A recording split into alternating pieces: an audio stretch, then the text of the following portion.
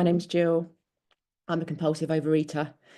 And for the last few days, my mind has been swirling with all the wonderful things I want to say. And yeah, this morning I just had this moment of clarity that I just have to surrender to this moment.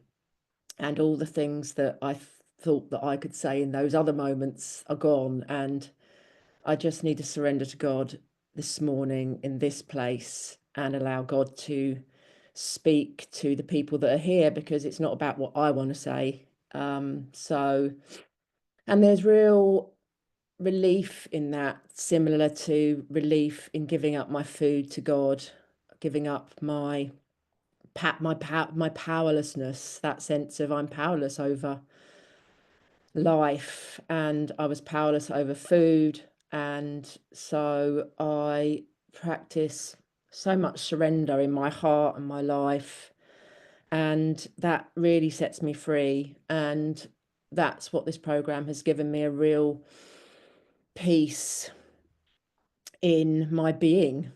And I had a reasonably normal childhood. Everyone's got bits and bits in their childhood that was, a bit dodgy, but my childhood was reasonably normal. And I started to kind of really use food as a teenager, really. I mean, I tried to, I loved food from the very beginning, but my household wasn't much of a food household. It was, just there was never any snacks or anything like that. So, it would be sweets on a Saturday that I would very much look forward to. But when I started to get a little bit of money and started to go to senior school, I would come out of school and just go to the shop with everybody else, but I would just devour large packs of things on my way home.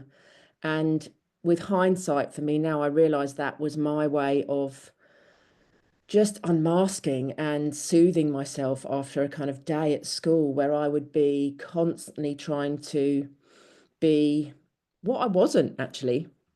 I would want to please the teachers. I would want to be funny. I would, and I would just be this bundle of energy. And and I just think the food helped me rest. And then I mean, I was never a particularly fat teenager, but I was tall and gawky, and I wasn't skinny, but I mean, I wasn't overweight looking back on it in those days. But girls generally are quite thin, and I wasn't thin. And so I was always really self-conscious and deeply uncomfortable around boys, although I was quite an outgoing person then. And I think I just ate to cope with my insecurity.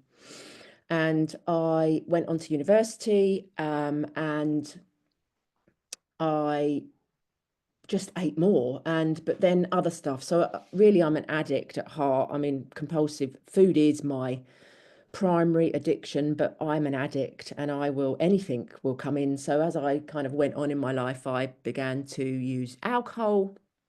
I smoked weed for like every day for like 5 years, from the age of sort of 19 to 25, and then cocaine and all sorts of other drugs. And I would just voraciously use everything. And underneath it all, when I wasn't kind of on drugs, I'd be using food. And so I never got to know who I was. I never gave myself a chance. But I do remember that I was always seeking God. Now I look at it now, I was always seeking, I tried all sorts of religions, and, I would have quite deep spiritual moments, high on drugs. And I was always seeking. And I came back to England because I went abroad to Spain. I left university basically, and yeah, I was like, I'm not doing that. I just kind of went off. Very impulsive. I'm a very impulsive eater as well as a compulsive one, but I'm a very impulsive person. I was diagnosed with ADHD about 10 years ago now, and that's been a real learning curve for me to understand my nature. And give myself a bit of a narrative about some of the things that happened in my life and come and bring myself together, bring who I am together in this narrative of my own understanding.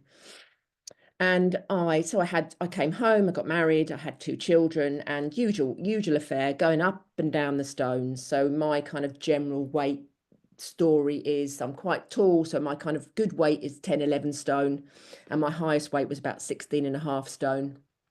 And I just careered up and down those stones for all of my 20s, up until I'm nearly 50 now, but I suppose my last spree brought me back up to sort of 15 and a half stone, which was in 2022, which is when I came back to OA again.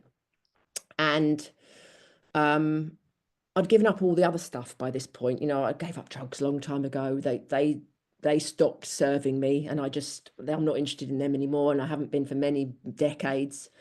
And then, interestingly, I gave up alcohol before I came back to OA because that stopped serving me as well. And I realized that these addictive things, alcohol, cigarettes, they all make me addicted, but I'm able to give them up after a few tries, and realize that if I go back to them, then I just get the same effect of I want to give them up. And so I know that I just have to leave them alone. And so I'd given up the alcohol as well, which was, I think, a real benefit for my program at that point. And so now the only things on my kind of addict agenda were food. Obviously, coming into program for the last sort of 3 years, I've been in program in recovery. I've realized there are many other things that I can become addicted to. This year I gave up social media because I realized that it was exactly the same as food, cigarettes, and alcohol. It was just, I would give it up and then I would take it back and I would just scroll a little bit one day and then scroll, and so I just have to give it up because I can't live my life with something that I don't want to do. I didn't want to watch myself go back up those stones again. The heartbreak at seeing myself getting fatter, avoiding the scale, knowing that I had looked at every pound that had gone off, that the heartbreak that I could feel as I went back up it was just awful. And that powerlessness took me, the powerlessness to realize that all my vain attempts failed. I couldn't do this on my own. And I've been doing some real deep step one work this year and really hammering down into that powerlessness, because that is the mainstay of my recovery. My sense that I will never be a normal eater and I can't use food in that way. And if I work my program, then I'm free from food and I'm free to live my life and discover who I am. And that's been really beautiful. And just discovering my higher power again, and kind of rebooting. So I've had a higher power all times in my life. So I've managed to gain back all the bits of higher power that I've had and bring it together as mine. And so now I've been in recovery 3 years and I've had some relapses over that time, but they've not been relapses back into any red foods or I was never a binger. I just used to eat 3 massive meals and then eat in between. I never went on big binges of food. I just used to eat all the time. And so now I am safe in 3 meals a day. I literally came back to OA one morning on the yoga mat when I realized I just couldn't push myself up anymore. And that moment of, it was just such a dark moment for me that I'd got back to that point. I'd eaten my way back up through COVID. And the realization that, it was just symbolic, the yoga mat, but it was the realization that I couldn't push my body up. And I literally just came back into OA that day. I got myself a sponsor immediately. I just started giving myself 3 meals a day. It didn't matter what they were just 3 meals and nothing in between, no sugar. And I worked like that I still work like that really. That is essentially my program. I work the steps really hard, really fast, and my sponsor is still my sponsor today, and that I find beautiful because she's known me all this time. She knows who I am. She loves me. Is my she is my person on the page in front, and that's beautiful. And having people on the page behind me as sponsees is beautiful. And my food recovery took about a year, really. And I say food recovery because I think my body took about a year to just readjust to all the binging over my life. All the hormones got settled, and I finally got what I call my physical neutrality. And then my kind of emotional and spiritual neutrality followed. And I just suddenly had this wonderful time in the last 2 years. My first year was kind of, I was waiting for dinner, I was waiting for lunch, I would eat my own arm if I could have done. But the last 2 years have been mainly in neutrality, and that is such a break, such a peace. And I now start my day generally. I don't get to do it every day because life sometimes gets in the way, but I start my way with my two-way prayer, and I spend time in writing with God. And my higher power is this deep resource within me, and I can breathe, and there my higher power is. And we just have these wonderful interactions, conversations, spiritual moments, and spiritual breaths that just keep me grounded. And so I use that time to write. And generally, unless there's something big going on in my life, it's how do you want me to be today?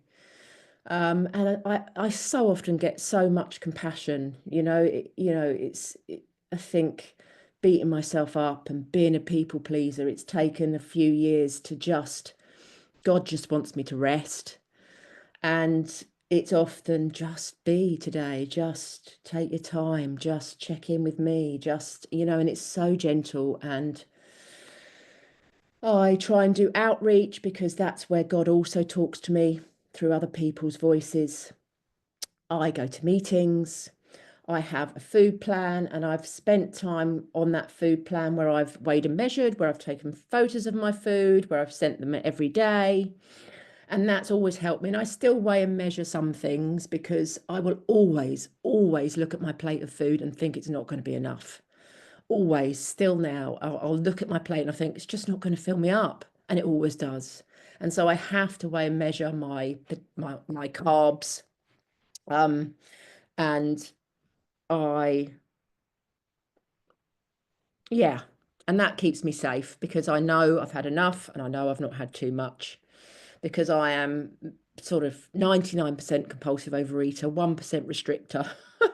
I have had periods in my life where I have restricted, and I've had periods in my life when I was in my 20s where I made myself sick, but it didn't work for me. It was never really not part of my narrative. I forced myself really to make myself sick because I could see that it was the only way to keep myself thin at that point when I was in my 20s, but I gave it up after a few weeks. So yeah, so I am 99% compulsive overeater.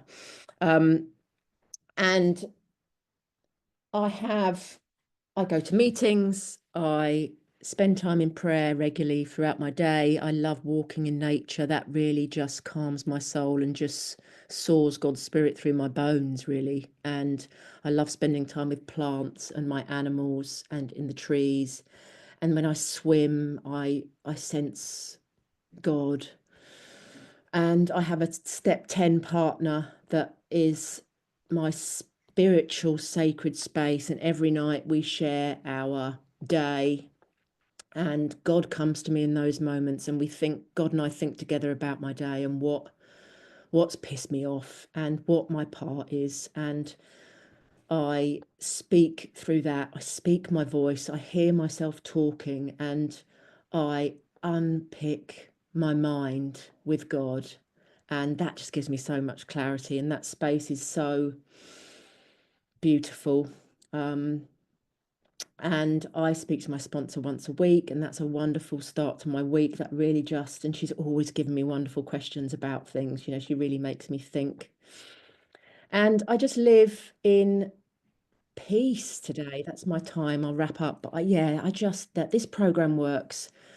Work it like your life is on fire because it is a beautiful way to live, and I will pass.